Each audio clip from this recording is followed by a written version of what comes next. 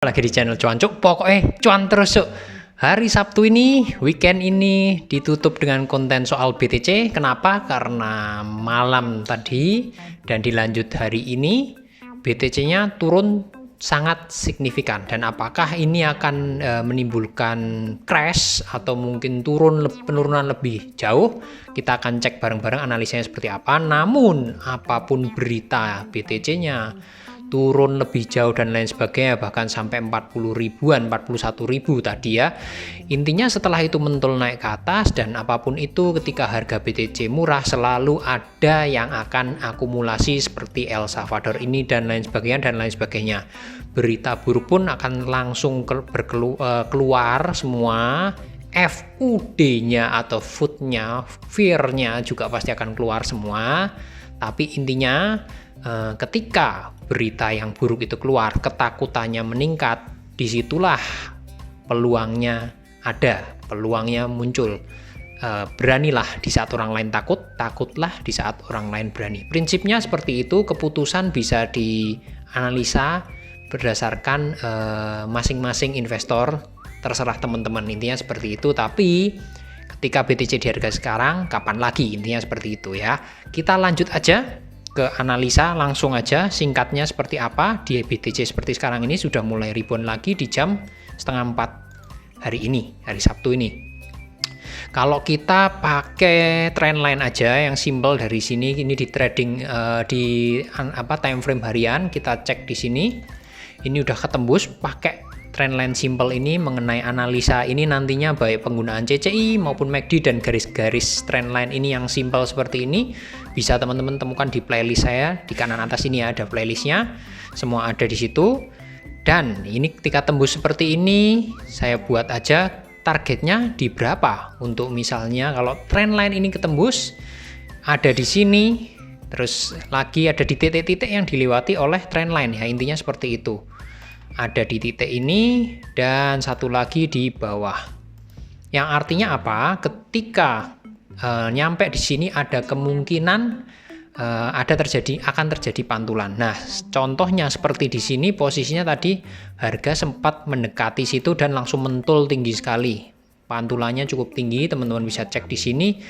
Dan apakah akan terjadi penurunan lebih lanjut? Kalau lihat dari kekuatan pantulannya seperti ini, kemungkinan akan terjadi kenaikan dulu, recover seperti apa gerakannya bisa jadi ini sini terus naik ke sini, mantul di sini seperti ini bisa, atau langsung tembus ke atas lagi, ini juga bisa, nanti akan saya gambarkan garisnya, atau turun dulu ke bawah terus mantul di sini, turun lagi baru ke atas, itu tentu saja juga bisa, banyak variasinya. Tapi akan kita cek bagaimana kalau dengan posisi CCI-nya 50 sudah terjun ke bawah gini ya, sudah di titik minus 300 dan MACD-nya juga jauh di bawah garis 0. Kalau sampai ini nanti golden cross di bawah 0 dan ininya CCI 50-nya berbalik arah, teman-teman bisa lihat sejarahnya seperti apa ketika CCI di bawah garis 0 seperti ini. Teman-teman bisa lihat dan dikombinasi dengan MACD-nya golden cross di bawah, teman-teman juga bisa lihat hasilnya naiknya seperti apa. Poinnya sekarang adalah wait and see. Intinya tunggu ini mau mantul naik seberapa tinggi. Targetnya sementara ada di garis trendline kalau terjadi pantulan ya. Jadi kurang lebih kalau misalnya mantul targetnya sekitaran di sini dulu. Ya, kisarannya nanti tergantung pantulannya berkisar antara di atas harga 50.000. Intinya seperti itu untuk BTC. Dan selanjutnya kalau misalnya terjadi pantulan, kapan momentum masuknya? Biasanya saya menggunakan time frame yang lebih rendah seperti 4 jam, atau bisa juga kalau penurunan yang signifikan gini saya menggunakan 1 jam. Terserah teman-teman mau ngambil di koin manapun, karena kalau recover otomatis koin yang lain juga ikut naik. Tapi kalau misalnya teman-teman mau ngambil BTC karena BTC yang murah juga bisa, ini harganya super murah bisa dibilang seperti itu ya. Penurunan sedalam ini kapan lagi intinya dengan volume besar. Nah, teman-teman bisa cek ketika di time frame 1 jam BTC-nya ada divergence di sini. Divergence-nya positif, ini naik sementara harganya turun, itu sebetulnya sudah mulai merupakan momentum untuk beli ambil tipis-tipis dulu. Intinya seperti itu. Ini di CCI ya, divergence positif di CCI, time frame 1 jam. Nanti ketika beneran gara-gara ada divergence ini dan biasanya naik dulu, nanti kemungkinan besar setelah naik juga pasti ada pantulan turun lagi. Ketika pantulan turun lagi terjadi, teman-teman cek lagi di time frame yang lebih besar, 4 jam. Ketika divergence positifnya terjadi di time frame yang 4 jam, biasanya potensi kenaikannya akan lebih dahsyat lagi. Kurang lebihnya seperti itu. Mulailah dengan yang daily, terus kalau sudah recovery seperti ini, teman-teman cek time frame harian 1 jamnya dulu. Ketika ini udah mulai muncul divergence positifnya dan recovery naik, apalagi bisa sampai di titik trendline garis ini, teman-teman bisa garis sendiri.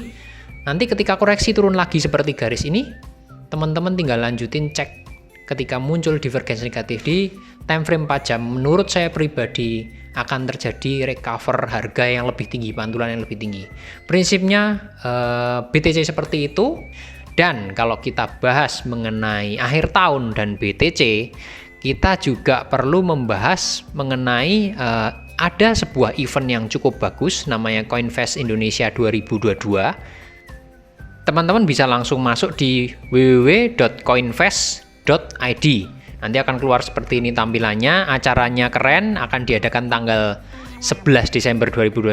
Bisa langsung register dari websitenya. Teman-teman juga bisa lihat event-event sebelumnya itu seperti apa.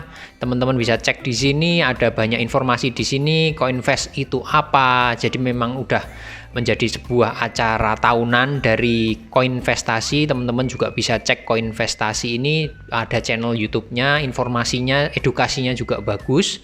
Dan highlight-highlightnya, market outlook maupun eksklusif sesinya teman-teman bisa cek semua di sini. Dan sesinya kurang lebih sesi acaranya seperti ini, teman-teman bisa baca mengenai regulasi terbaru kripto di Indonesia. Jadi bermacam-macam informasi yang sangat edukatif di acara ini pada tanggal 11 Desember. Teman-teman bisa langsung register now, daftar melalui website langsung bisa, dan teman-teman bisa cek semua informasi lengkap mengenai event ini di sini, di website ini. Dan ini di sini juga ada video-videonya yang teman-teman bisa cek mengenai acara-acara sebelumnya maupun highlight-highlightnya dan ringkasan-ringkasan acaranya. Kurang lebih seperti itu.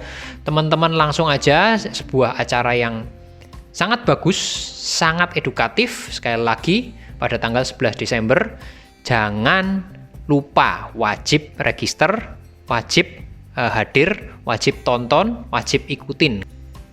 Akhir kata, jangan lupa register. Intinya seperti itu, karena di sini nanti juga akan dibahas apakah di tahun 2021 ini masih ada peluang Bitcoin menyentuh harga tertingginya, ataukah apa yang akan terjadi di market kripto tahun 2022, ataukah bearish akan kembali menyerang market kripto seperti istilahnya rutin 4 tahunan, musim 4 tahunan dan lain sebagainya. Banyak informasinya nanti di acara ini.